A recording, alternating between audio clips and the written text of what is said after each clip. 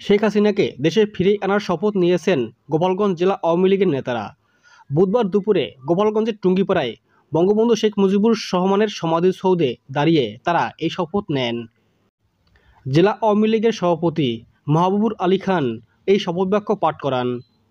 শপথ বাক্যে বলা হয়, শেখ হাসিনার ওপর ঘটে যাওয়া সব ধরনের অন্যায়ের প্রতিশোধ নেওয়া হবে। জেলা আওয়ামী লীগের সভাপতি মাহবুবুর আলী খান বলেন, আমরা আন্দোলনের মাধ্যমে বঙ্গবন্ধু কন্যা শেখ হাসিনাকে দেশে ফিরিয়ে আনব।